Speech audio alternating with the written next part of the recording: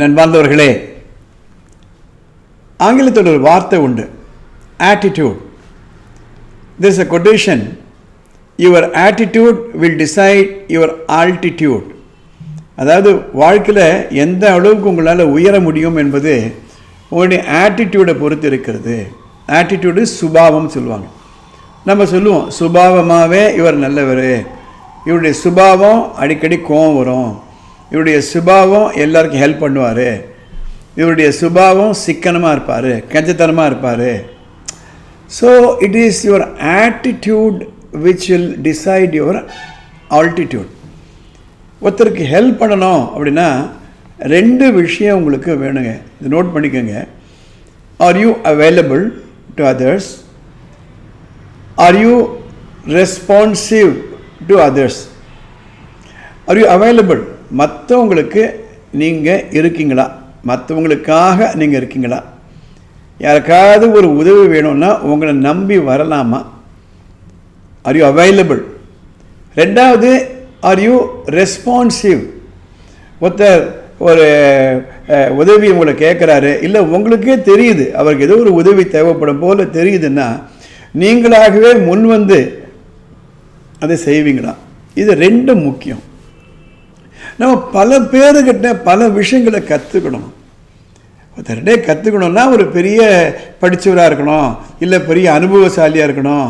அது மாத்திரம் அல்ல, எத்தனையோ பேர்கள்ட்ட நம்ம அப்படி பார்த்துட்டே வரும்போது பல நல்ல குணங்கள்லாம் வந்துக்கிட்டே இருக்கும். அதை நம்ம கற்றுக்கணும். எவ்ரிடே நீங்கள் தூங்க போகிறதுக்கு முன்னாடி இன்றைக்கு யாரிடம் என்ன கற்றுக்கொண்டேன் அதை நோட் பண்ணிகிட்டே வாங்கினேன். ஒரு டைரி ஆட்டம் போடுங்களேன், யாருக்கிட்ட என்ன கற்றுக்கிட்டேன் இன்றைக்கி. You have to be a continuous learner, life long learner சொல்லுவாங்க. சில வாரங்களுக்கு முன்பு சென்னையில் ஒரு முக்கியமான மீட்டிங். அந்த மீட்டிங் முடிவதற்கு கிட்டத்தட்ட ஒரு 10 மணி ஆயிடுச்சு. எக்கச்சக்கமான மழை, பல இடங்களில் வந்து கார் நின்று போச்சு. அது ஒரு டி நகர்லேருந்து நான் பரப்புகிறேன், 10:30க்கு பரப்புகிறேன். டிராஃபிக் ஜாம், எல்லா இடத்துலையுமே டிராஃபிக் ஜாம். ஏன்னா அந்த அளவுக்கு மழை தண்ணி தேங்கி போச்சு. நான் வர வேண்டிய இடம் திருவள்ளூர். சாதாரணமாகவே 1.5 மணி நேரம் ஆகும். அன்றைக்கி 3 மணி நேரம் ஆச்சு பொறுமையாக. எங்கள் டிரைவர் சுந்தரமூர்த்தி அவர் ஓட்டிகிட்டு வர்றாரு. எப்படா வீட்டுக்கு வரும் போகிறோம் அப்படின்னு ஆகிப்போச்சு. பசி வேறு.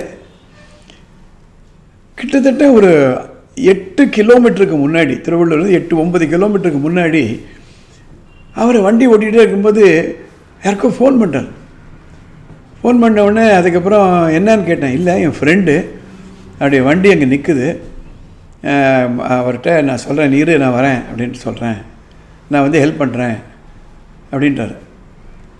அதுக்கப்புறம் நம்ம எங்கள் வீட்டுக்கு வரும்போது மணி 12:30 மணி இருக்கும். அதுக்கப்புறம் அவர் தன்னுடைய பைக் எடுத்துகிட்டு போயிட்டு அந்த இடத்துக்கு போய் அவருடைய வண்டிக்கு என்ன ஹெல்ப் வேணுமோ அதை செஞ்சுட்டு அவர் வந்திருக்கார். மறுநாள் காலையில் நான் கேட்குறேன், அவருக்கு ஹெல்ப் பண்ணிங்களா? ஆமாம் சார், ஒன்று சின்ன ஒரு ஒர்க்கு தான் அது செஞ்சு வண்டி ஸ்டார்ட் ஆகிடுச்சு. எத்தனை மணிக்கு வீட்டுக்கு போனீங்க? 1:30 மணிக்கு போகணும் சார் காலையிலன்றார்.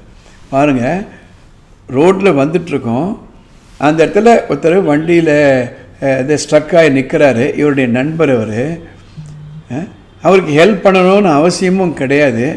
இவர் இந்த வண்டியில் போகிறாருன்னு அவருக்கும் தெரியாது. இவருக்கு ஃபோனும் பண்ணி கேட்கல, இவராகவே முன் வந்து அவருக்கு போய் அந்த ஹெல்ப் பண்ணிட்டு வராரு. எதுக்காக இந்த நிகழ்வை நான் உங்களை பதிவு பண்ணுறேன் அப்படின்னா, இப்படி தான் வாழ்க்கையில் நமக்கு தெரியாமல் நிறைய பேர்கள் என்னவோ நல்ல விஷயங்கள்லாம் செஞ்சிட்ருக்காங்க. So are you available? Are you responsive? இந்த வார்த்தை கொஞ்சம் ரெண்டுத்தையும் நோட் பண்ணி வச்சுக்கோங்க. என்னுடைய பல நண்பர்கள் இந்த இந்த கொள்கையை கடைப்பிடிப்பாங்க. எனக்கு தெரிஞ்சு இன்னொரு நண்பர், அவர் பேர் சுரேஷ்னு பேர்.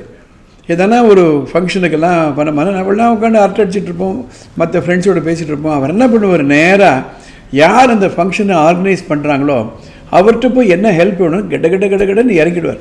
முக்கியமாக கிச்சனில் போயிடுவார்.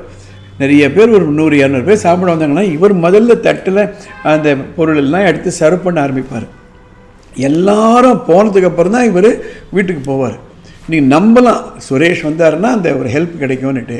நீங்கள் என்ன பண்ணுறீங்க, கடந்த 6 மாதங்களில் were you available to others and were you responsive to others? அவ்வளோதான், ரொம்ப சிம்பிளான விஷயம். அடுத்த எபிசோடில் பார்க்கலாம்.